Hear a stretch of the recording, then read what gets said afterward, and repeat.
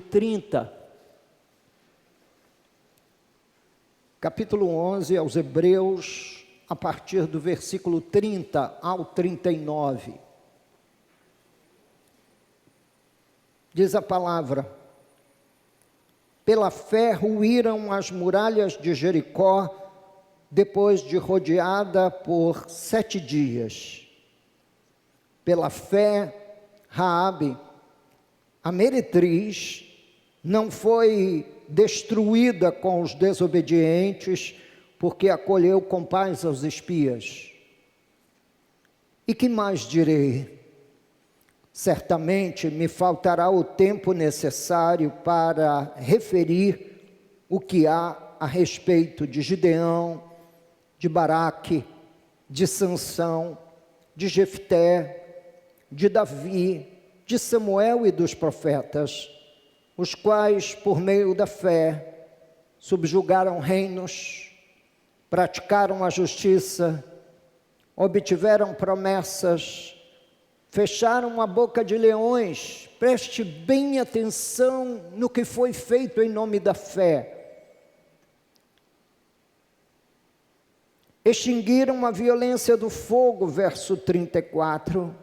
Escaparam ao fio da espada, da fraqueza tiraram força, fizeram-se poderosos em guerra, puseram em fuga exércitos de estrangeiros. Mulheres receberam pela ressurreição os seus mortos. Alguns foram torturados, não aceitando o seu resgate para obterem superior ressurreição. Outros, por sua vez, passaram pela prova de escárnios e açoites, assim, até de algemas e prisões. Foram apedrejados, provados, cerrados pelo meio, mortos a fio de espada. Andaram peregrinos vestidos de peles de ovelhas e de cabras, necessitados, afligidos, maltratados. Homens dos quais o mundo não era digno, errantes pelos desertos, pelos montes, pelas covas, pelos antros da terra. Ora, todos estes que obtiveram bom testemunho por sua fé, não obtiveram, contudo, a concretização da promessa, por haver Deus provido coisa superior a nosso respeito, para que eles, sem nós, não fossem aperfeiçoados. Que Deus abençoe a leitura de sua santa palavra. Pai, agora fala ao nosso coração, norteado pela fé que os antigos tiveram. E em nome da fé, Senhor meu Deus, não somente foram agentes de obras sobrenaturais, grandiosas, mas aceitaram o sofrimento, a punição, a tribulação, a circunstância adversa da vida, porque contemplavam uma promessa essa que foi cumprida em Cristo Jesus, e que nós, ó Deus, por sua misericórdia alcançamos. Mas continuamos, ó Deus, nessa marcha rumo às mansões celestiais, como igreja, necessitando de que o Senhor desça no meio, ó Deus, das nossas lidas diárias e nos encoraje, e levante o nosso ânimo, e nos encha de sua inspiração, para, meu Deus e meu Pai, também suportarmos o que quer que seja e que for nessa vida, ó Deus, finita, que um dia, ó Deus, terminará, nossa jornada vai terminar, e nós vamos entrar nas mansões celestiais pelas portas, sendo saudados pela sua boa voz, dizendo: vinde, ó benditos de meu Pai, e tomai por herança o reino que está preparado desde antes da fundação do mundo. Santo Deus, é nessa esperança que nós seguimos como teus filhos nesse lugar, hoje, sempre e eternamente. Amém e amém. Os irmãos podem tomar assento.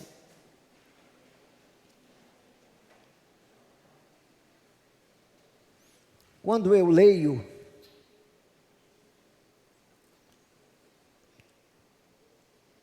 as tremendas e gloriosas obras que homens e mulheres de Deus foram usados para realizar em nome da fé no passado, eu me pergunto, afinal, o que aconteceu com o povo de Deus?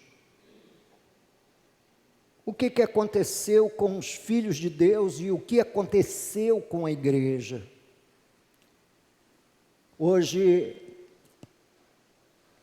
com raríssimas exceções, você não encontra um discípulo fazendo um outro discípulo.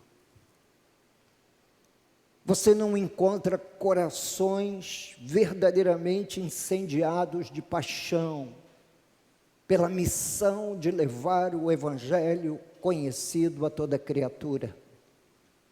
Parece que nós estamos, todos nós, movidos por um certo torpor, que a gente não percebe que nós não fomos chamados para a infrutuosidade.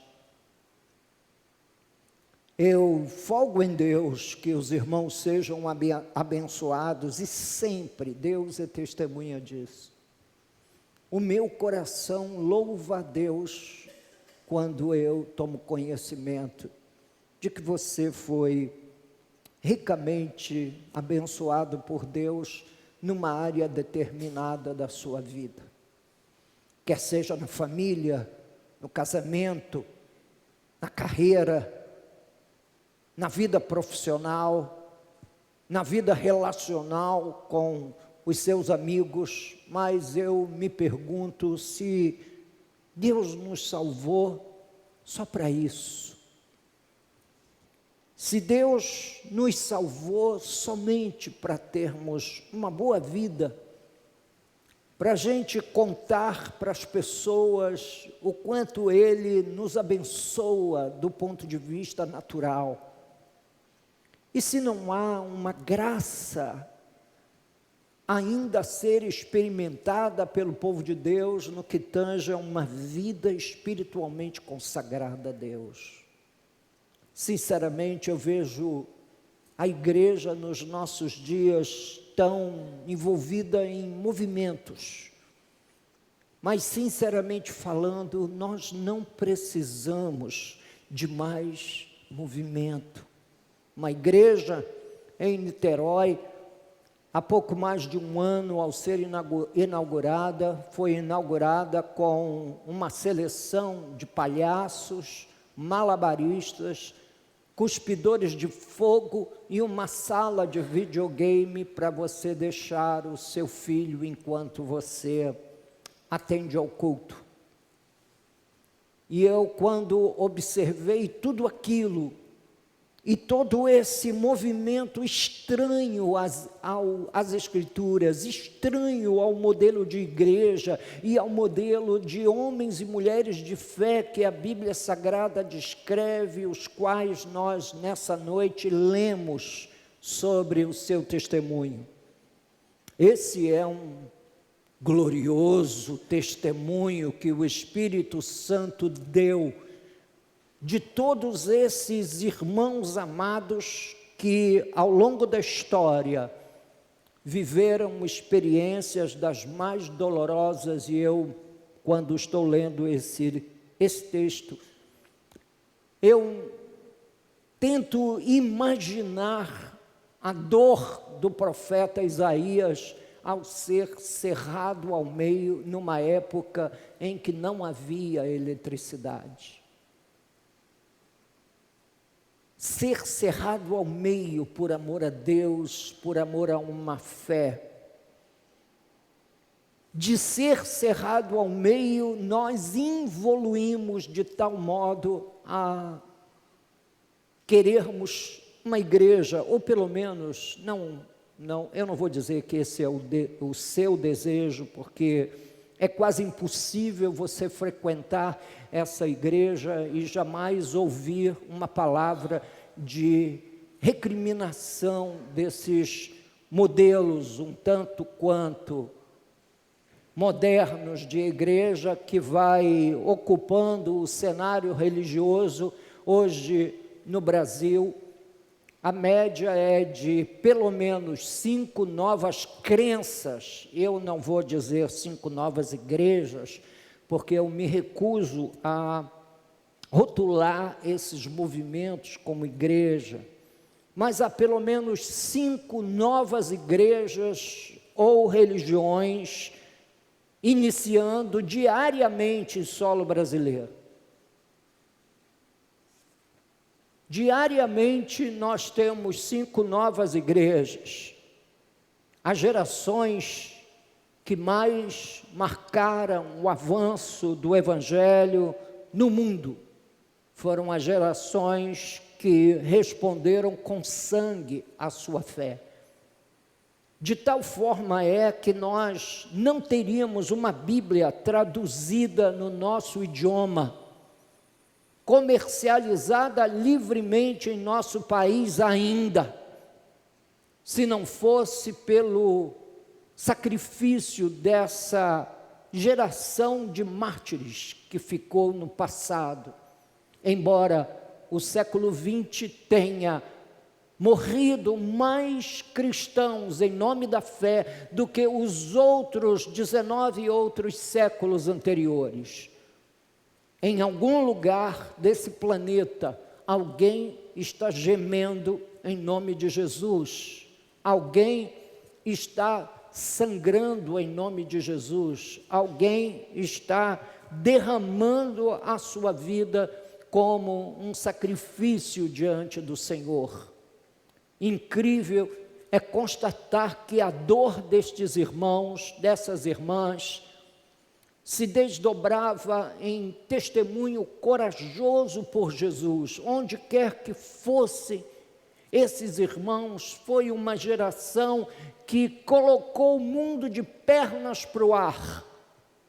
Quando os apóstolos chegaram para testemunhar do Evangelho em Tessalônica, a igreja que nós vamos nos debruçar sobre ela para obtermos do texto sagrado orientações sobre como funcionar como uma comunidade viva no seio desse século XXI, no meio dessa era tecnológica e pós-moderna. E eu faço isso sinceramente, na esperança de ver Deus movendo essa geração de modo diferente do que vem acontecendo.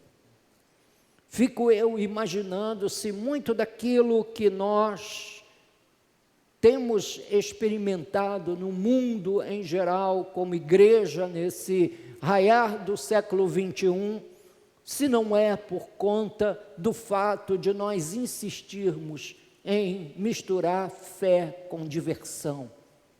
Hoje, as igrejas que mais crescem, as igrejas que de uma forma mais opulenta aparece diante dos nossos olhos, é uma igreja que, de modo, eu diria até maligno, mistura fé com diversão.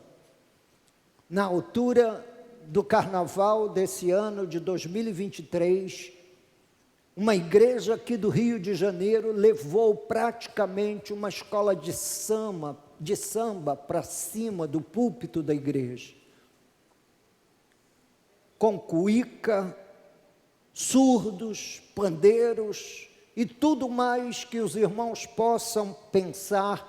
Foi feito um verdadeiro baile de carnaval, de modo, eu diria, assombroso, desavergonhadamente. transformando aquele cenário maravilhoso do culto em uma expressão humana, natural, de diversão.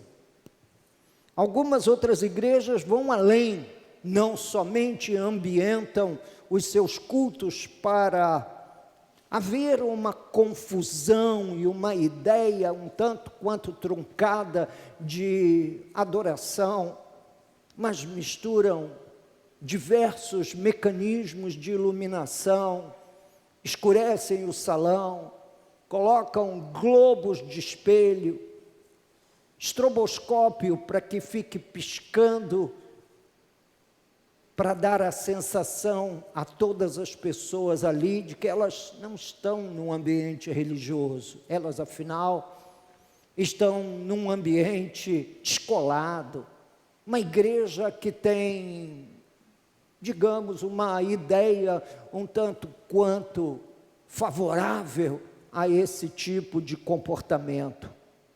Na oração de Daniel, depois os irmãos podem recuperar em casa para lê-la na íntegra em casa, no capítulo 9 do livro do profeta Daniel, no versículo 7, Daniel diz: a ti, Senhor, pertence a justiça, mas a nós o corar de vergonha. Eu tenho vergonha. Eu tenho vergonha quando as lentes das câmeras focam esses cenários e divulgam esses movimentos, transmitindo a ideia de que igreja pode ser um lugar onde você possa ter um bom tempo.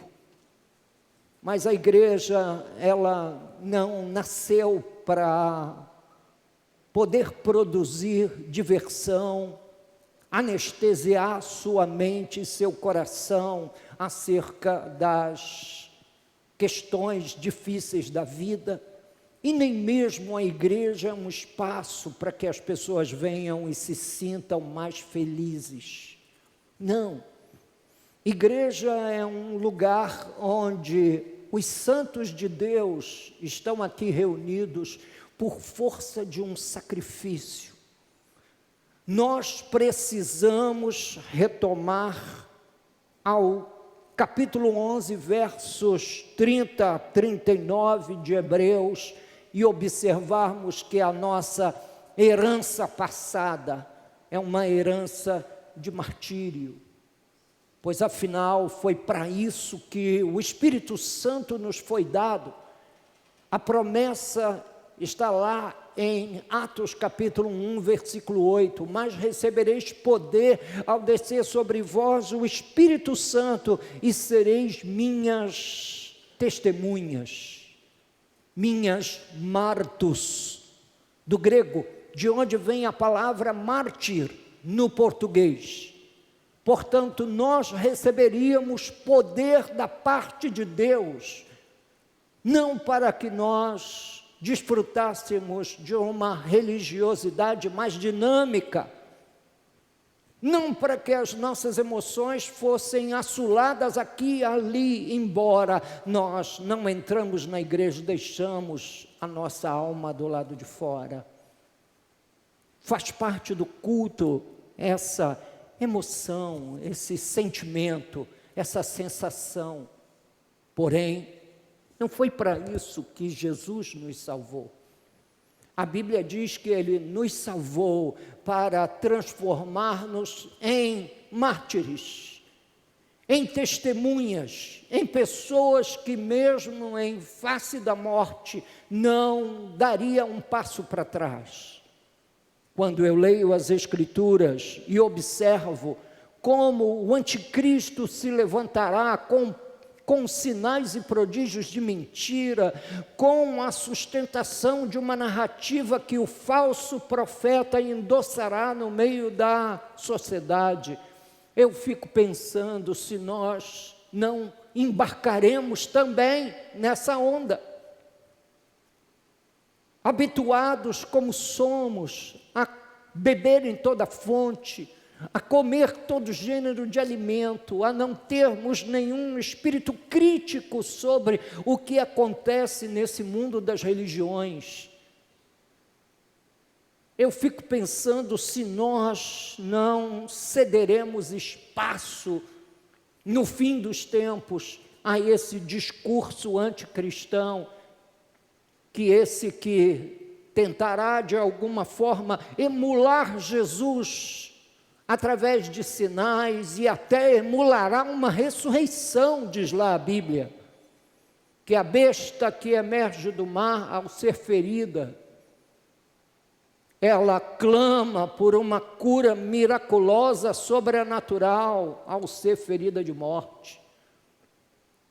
Fico eu, irmãos, como um filho de Deus, a desejar que haja fogo em nossa geração.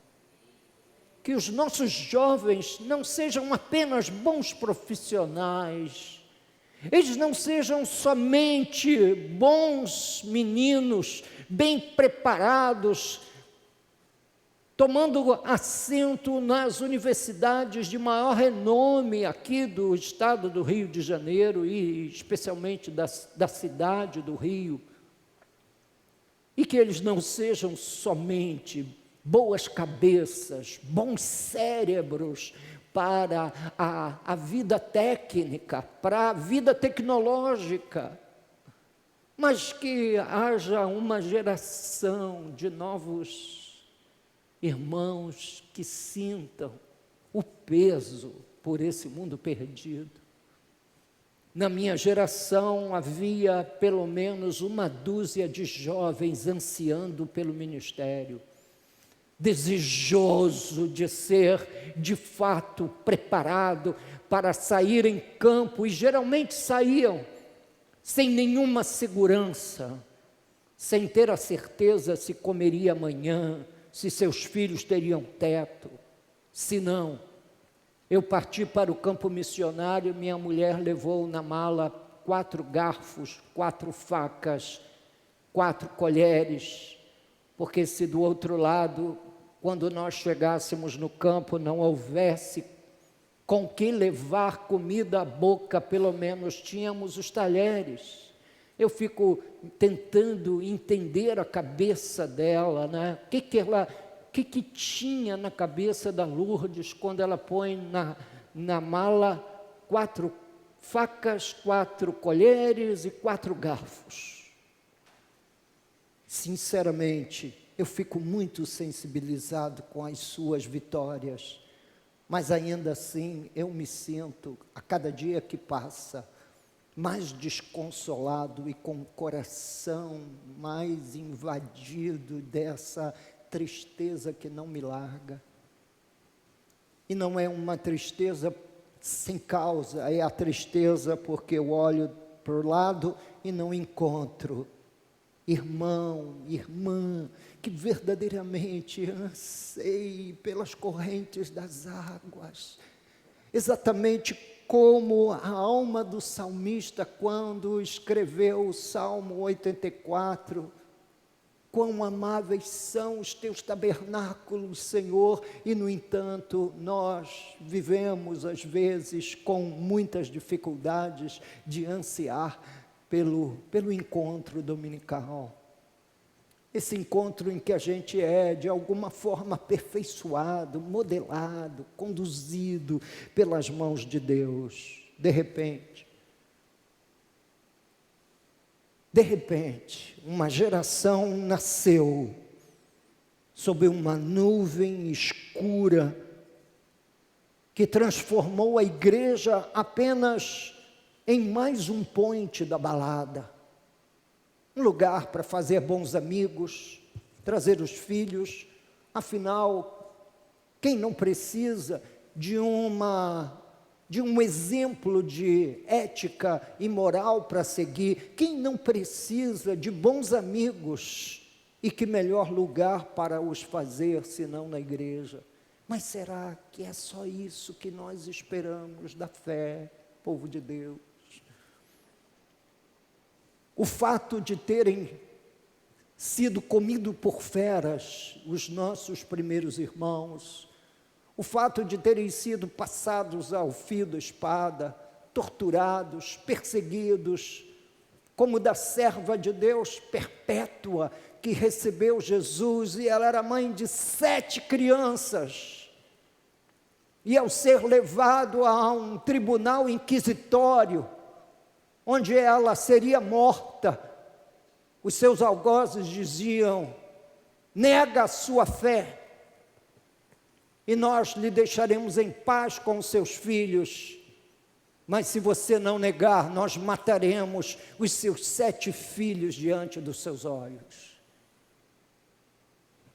E Perpétua gritava aos filhos: tenham fé, meninos, vai ser rápido, tenham fé, sustentem a vossa fé. Nós não estamos longe de vivermos num estado de exceção no país. Outras nações como a nossa, de democracia jovem, passaram por essas experiências, e de repente, bem perto de nós aqui, eles tiveram que escolher entre Jesus ou a morte. Morreram por amor a Cristo, assim como Perpétua viu cada um dos seus 7 filhos morrer diante dos seus olhos, e finalmente ela, depois de ser torturada impiedosamente, uma mulher, foi morta impiedosamente pelos seus algozes. Queridos, apesar de toda a evidência de que o sangue dos mártires foi o maior e melhor testemunho passado a todos os santos e a todas as gerações de crentes que foram tocados pelo poder vivificador do Senhor, nós somos tomados de uma certa amnésia insustentável, às vezes crenças incompreensíveis que não encontram nenhum amparo na palavra de Deus, e de repente: pastor, o senhor tem que ver a multidão que para lá concorre. Realmente, o Senhor tem dito em sua santa palavra: encontrará o Filho do Homem fé na terra quando voltar? Será que vai encontrar essa fé para a salvação? Será que em algum lugar, homens que têm a responsabilidade de pregar a palavra de Deus, não vai atinar para com o fato de que o Senhor haverá de julgá-los nos últimos dias, e o Senhor haverá de se levantar nos últimos dias como juiz de toda a terra? Nós temos perdido de vista a obra principal do Espírito Santo, passado por cima de todas essas narrativas de Hebreus capítulo 11, que nos mostram que nós adoramos sobre o sangue dos mártires. Nós não adoramos com os pés sobre minas de ouro. Nós não adoramos sobre uma tradição gloriosa. Nós adoramos sobre o sangue de gente simples, gente acusada de crime que não cometeu, gente cujo único crime foi dizer: eu creio em Jesus. E eu me pergunto, o que aconteceu? No primeiro século, quando os apóstolos chegaram em Tessalônica, o comentário foi: estes que transtornaram o mundo chegaram até nós. Transtornaram o mundo? Nós estamos falando de um testamento, de um testemunho, de uma experiência que aconteceu há 2000 anos atrás. Nós temos 2000 anos de história. Nós não precisamos de um novo movimento. Nós precisamos de um antigo movimento. Nós precisamos voltar às raízes dessa fé, onde irmãos simples e pescadores, homens, sem a formação e as letras que nós tanto adoramos, nós somos verdadeiros adoradores do conhecimento atestado. Nós queremos saber se o curso que vamos fazer oferece certificado, se pode ser comprovado para ser colocado em nosso currículo vitae. Mas esses homens não fizeram nada. O mais glorioso estado é o estado daquela mulher que chorou sobre os pés de Jesus e enxugou as suas lágrimas com seus cabelos. Maria de Betânia, quando Jesus chegou em sua casa, ela estava ali, aos pés de Jesus, e todas as cenas que você vai encontrar Maria de Betânia no Novo Testamento, ela está ali, aos pés de Jesus. Os pés de Jesus é a melhor escola. Os pés de Jesus é o lugar onde nós mais aprendemos. É aos pés de Jesus que nós precisamos retornar.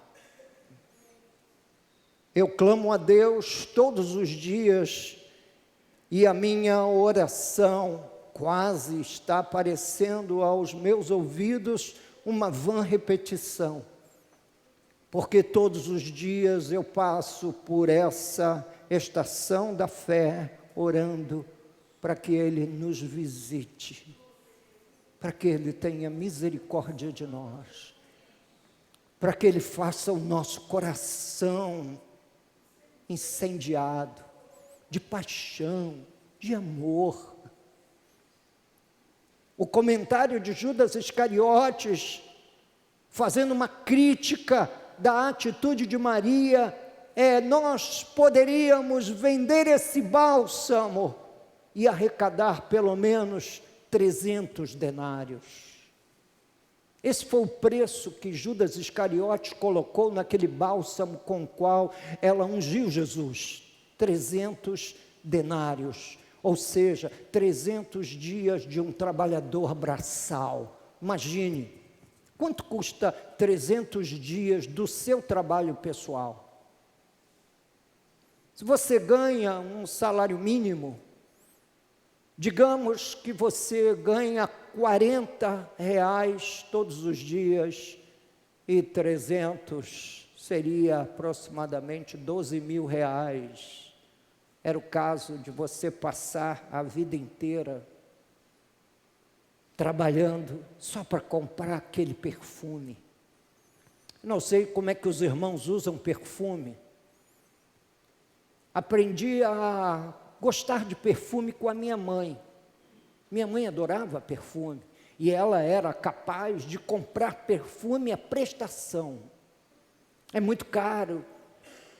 Não tinha o perfume que ela gostava de usar, portanto ela comprava a prestação, abria um carnê na importadora para pagar um vidrinho de perfume, e aí deixar o perfume envelhecer, porque ela olhava para o perfume e tinha pena de usar. Eu disse: mãe, não faz isso. Gente, pois ela derramou o preço de toda uma vida de trabalho sobre Jesus. Para Judas Iscariotes, um homem de coração duvidoso, seu comentário crítico foi que a gente podia vender, dar aos pobres.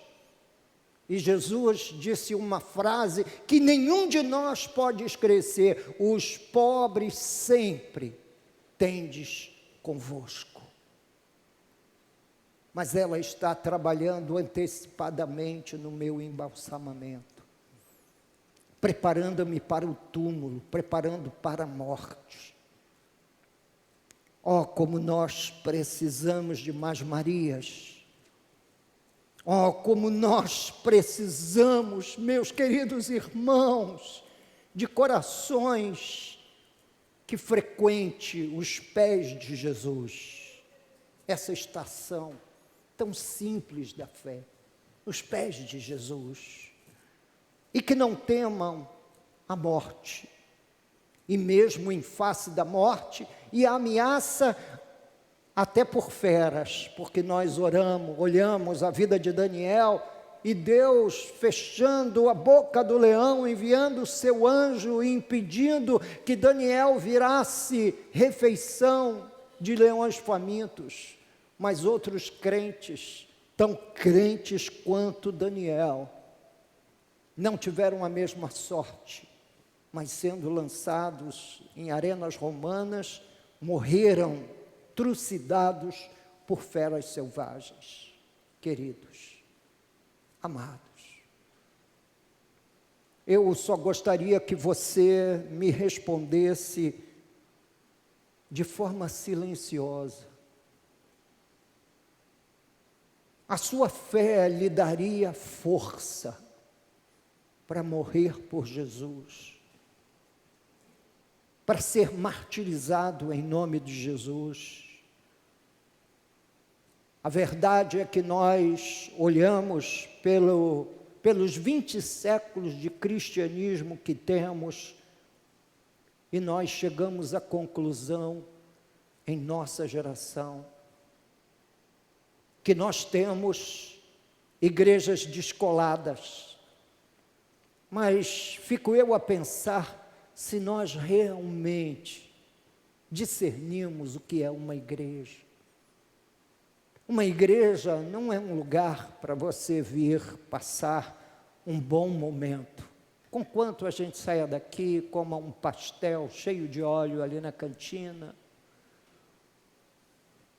Mas a igreja não é um point. Nós viemos a esse lugar para sermos mexidos interiormente, em nossos afetos, em nosso coração, e responder às incômodas perguntas que, se fôssemos ameaçados de morte nessa noite, daríamos a vida em nome da fé que vivemos? Ou uma pergunta melhor formulada seria: será que a fé que vivemos avaliza uma vida de sacrifício? Nós estamos vivendo mais do que um esfriamento.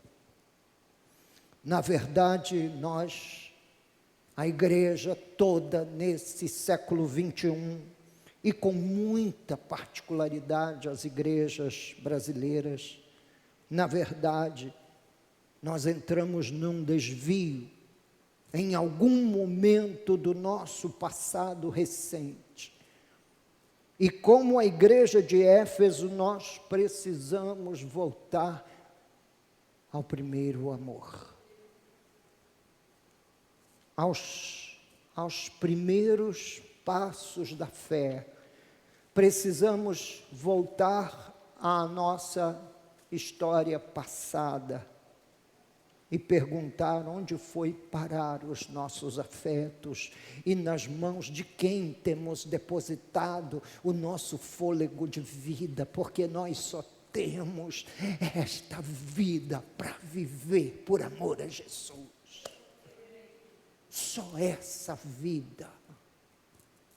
Desperdiçá-la seria a mais fútil, tola decisão em toda a vida.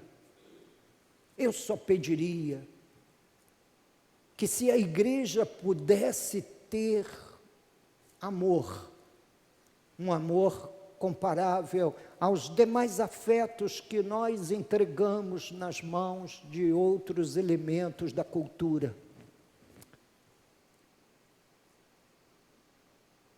O maior perigo que nos ameaça é o da apostasia.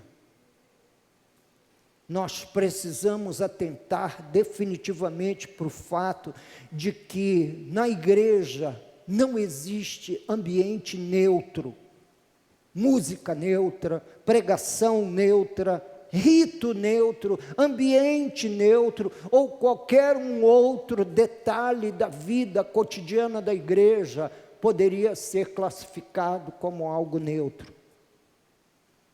A verdade é que os dias estão acelerados, exigindo de nós que nós tenhamos uma fé resiliente às falsas doutrinas, aos falsos mestres, mas resiliente aos sofrimentos.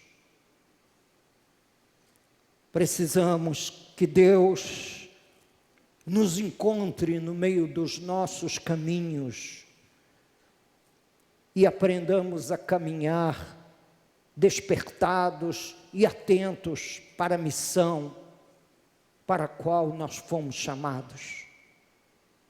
Portanto, se eu, como pastor, tenho voz ainda em seu coração, e se você ainda me considera minimamente como um orientador da sua fé, como um pastor da sua alma, então, tudo que eu precisaria dizer a você, se eu fosse morrer essa noite, abrace a fé que de uma vez por todas e para sempre foi entregue aos santos, sem novidades, sem deixar com que a sua cabeça seja de tal forma arrebatada aqui e ali, pelos próximos rasgos emocionais de algum palrador, de algum pregador de doutrina falsa. O maior perigo que nos ameaça é o da apostasia. Como eu disse aos irmãos, nada é neutro no ambiente da fé. Abra comigo sua Bíblia. Na primeira carta de Timóteo, eu li Hebreus 11, para sustentar a ideia de que nós adoramos sobre o sangue dos mártires. E agora que vou me aproximando do terço final da minha mensagem, eu gostaria de convidá-los a abrir sua Bíblia comigo na primeira carta do apóstolo Paulo a Timóteo. Primeira carta do apóstolo Paulo a Timóteo, capítulo 4. Observe o que o texto bíblico nos exorta sobre o fim dos tempos, sobre esses dias que nós vivemos. Ora, o Espírito com letra maiúscula, o Espírito Santo, afirma expressamente, portanto, tome atenção redobrada nesse texto, porque se em outras passagens você pode, quem sabe, até permitir que um lapso de dúvida passe pela sua cabeça, se você está lendo ou não um texto inspirado, esse particular endossa o fato de quem está dizendo essas palavras não é o pastor Weber nessa noite em que nos levantamos para ler a Bíblia, mas é o Espírito Santo. O Espírito Santo afirma expressamente que nos últimos tempos, alguns, não todos, graças a Deus, alguns apostatarão da fé. E de qual fé ele está falando? da fé apostólica, da fé que foi entregue aos santos, da fé que nasceu nos lábios de Jesus, o autor e consumador das nossas crenças.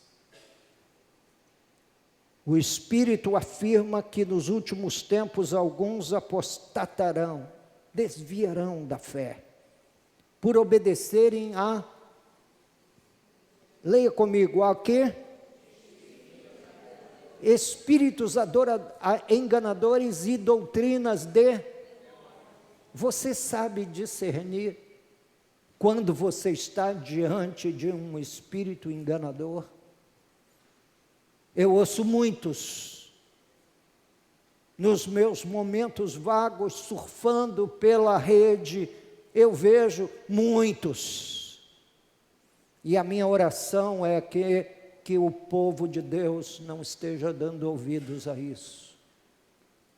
Outro dia eu vi um pastor de renome dizer que inferno não existe, atentar contra uma doutrina bíblica para demonstrar única e exclusivamente seu pensamento, sua ideia. Que inferno não existe. Mas o texto ainda é mais incisivo.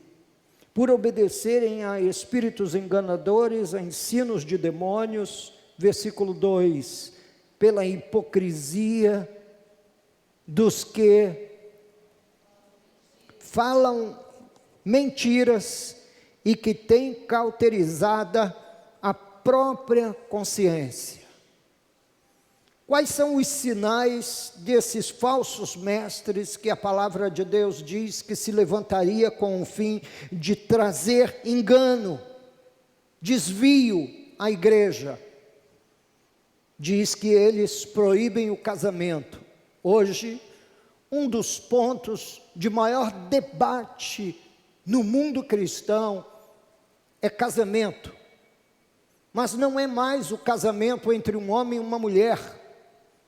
É casamento entre pessoas do mesmo sexo. E essa semana eu ouvi uma fala do Papa Francisco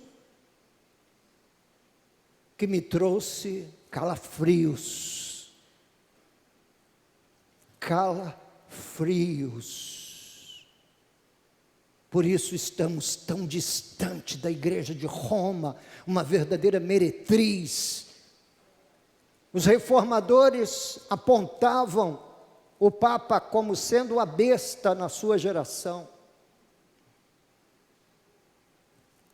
Proíbem o casamento, exigem abstinência de alimentos que Deus criou para serem recebidos.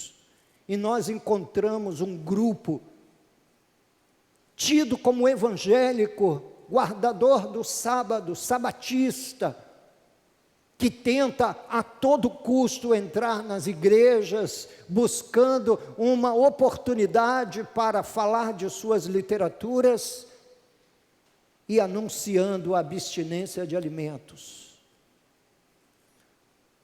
Mas nós imaginamos e confundimos esse grupo com um grupo cristão evangélico legítimo, porque tem tantas formações maravilhosas de cantores, pastor. Meus irmãos, Lúcifer era o grande regente celestial. Falar de música, mas eles têm uma música linda, maravilhosa. Eu prefiro ter uma música muito simples, como essa que a gente toca, de compassos quaternários, tons maiores, louvando a Deus com a igreja, sobressaindo a sua voz, a voz de todos os irmãos que dão apoio no grupo, mas cantar para Deus. Músicas com conteúdo teológico que são conteúdos coerentes com as Escrituras.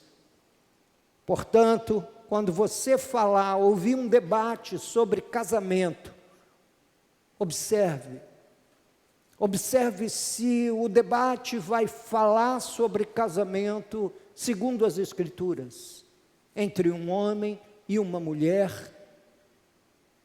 de modo que o homem seja marido de uma só mulher e a mulher esposa de um único homem. Se isso não for anunciado, se isso não for pregado, se isso não for falado, então tome cuidado. Apostasia é um perigo e uma ameaça à igreja nesses momentos finais. Abra comigo agora a sua Bíblia na segunda carta aos Tessalonicenses. Segunda carta do apóstolo Paulo aos Tessalonicenses. Capítulo 2.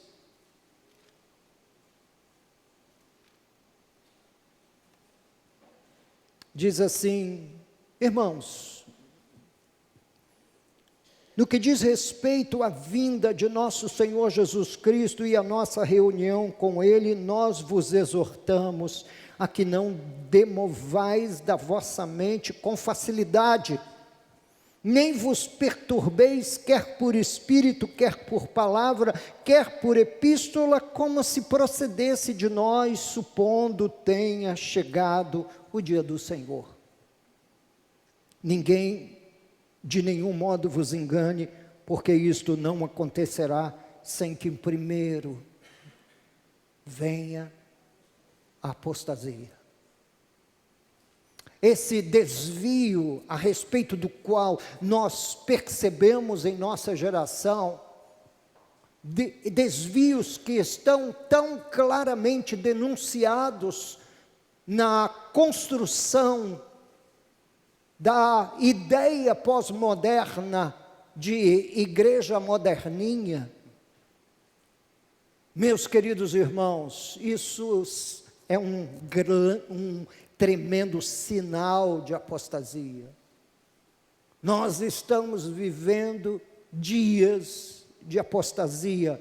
Por isso a Bíblia diz que alguns apostatarão da fé. Não se mova facilmente desse para um outro espírito. Não se mova facilmente dessa concepção para uma outra.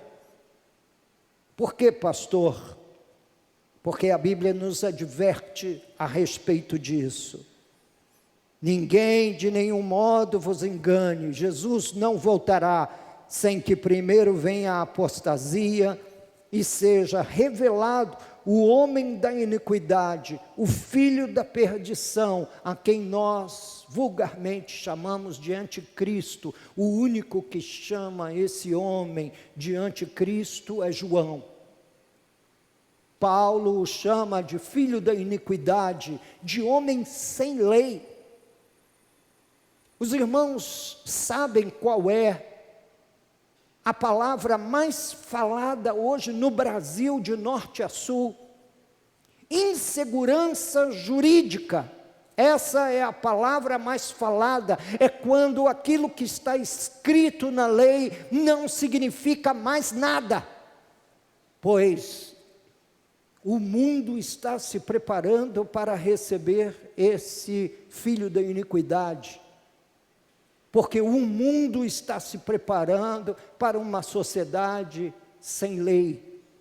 É isso que significa a palavra iniquidade, vem do grego anomia, que significa exatamente um universo vazio de leis. Um homem que não respeita nenhum tipo de lei e passará por cima de aparentes direitos conquistados em democracias tão frágeis quanto a nossa, há democracias melhor elaboradas como a americana.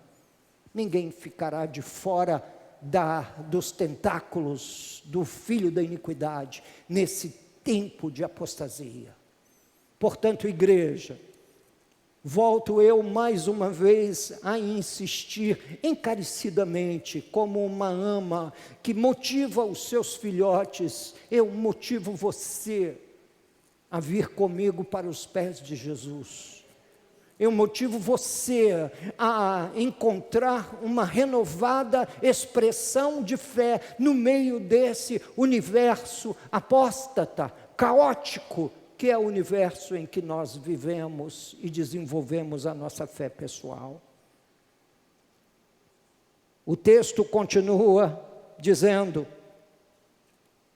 o qual se opõe e se levanta contra tudo que se chama Deus ou é objeto de culto, a ponto de assentar-se no santuário de Deus, ostentando-se como se fosse o próprio Deus. Nós não estamos falando de uma personalidade qualquer, nós estamos falando de um líder mundial que combinará política, religião e domínio pesado sobre a raça humana. Não vos recordais de que ainda convosco costumava dizer-vos estas coisas? Portanto, o apóstolo Paulo tinha o hábito de lembrar à mente dos tessalonicenses essas coisas, e eu, na boleia do apóstolo Paulo, tenho uma oportunidade de nessa noite despertar a vossa consciência. Igreja Cristã Nova Vida em Vila São Luís, a que nos apresentemos para viver um cristianismo sem grandes novidades, apoiado naquele eterno tripé das Escrituras, que é a fé, a esperança e o amor.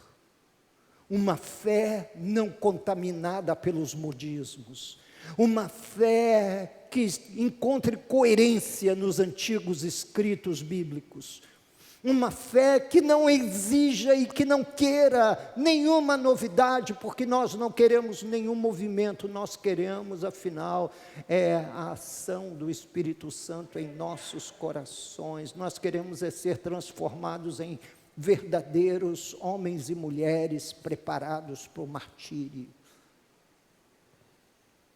Uma fé simples, para uma esperança gloriosa no céu, na eternidade. A Bíblia diz que se a expectativa de todo crente for apenas para esta vida, ele é o mais miserável de todos os homens. Não é ter uma expectativa para essa vida, para esse mundo aqui. Você está comendo, a Bíblia acaba colocando a coisa de forma muito prática, dizendo: se você está comendo, se você está vestindo, sinta-se ultra satisfeito por isso. A gente precisa de uma igreja incendiada, que não empreste os seus ouvidos aos ensinos de demônios. Uma igreja viva, que chame casamento, como a Bíblia fala: deixará o homem seu pai e a sua mãe, e se unirá à sua mulher, e serão os dois uma só carne. Que os jovens da igreja não retardem seus casamentos, como que eternizando uma infância ou uma adolescência sem término. Casem já. É melhor casar do que abrasar. Casem-se. Mas como é que eu vou viver, pastor, como eu vivi? E como é que você viveu? Eu vivi com pouco, a vida inteira. E hoje, nem o pouco com o que eu vivi a vida inteira, eu costumo ter. Case-se. Forme uma família. Seja marido de uma mulher comum. Tenha filhos comuns, como dizia Chesterton, que essa é a maior glória de um homem comum, casado com uma mulher comum, pai de filhos comuns que se perdem. Meus filhos podem ir a qualquer lugar, ninguém os reconhece como filho de jogador de futebol, de um artista, ou de dessas estrelas do mundo gospel. Eles são um rosto perdido na multidão. E que bom é que os nossos filhos têm um rosto que se perde na multidão. Há uma glória em constituir família. Há uma glória bíblica em sermos o que Deus preparou para que nós fôssemos. Quem é homem, não peça perdão por ser homem. Essa ideia das Barbies desse século 21 anda aí, por aí.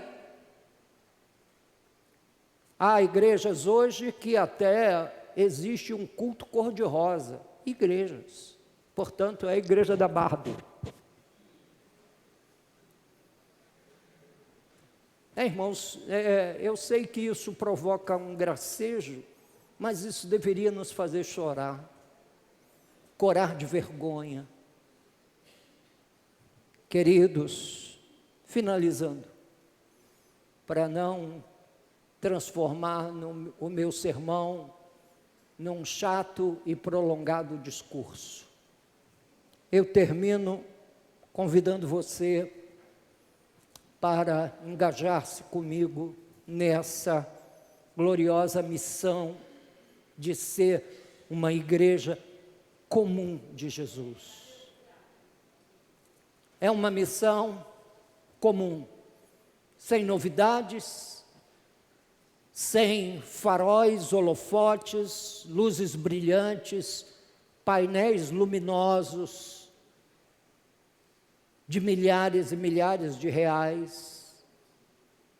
Uma igreja simples, vivendo um evangelho simples, onde nossos filhos vivam um cristianismo simples, sem floreios, sem novidades, mas com conexões numa história de sangue e sacrifício que ficou para trás. Vamos orar. Fique de pé comigo.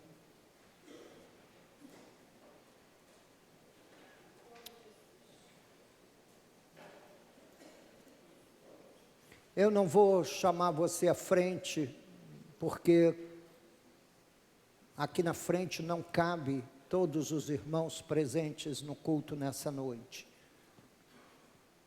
Mas eu gostaria de convidar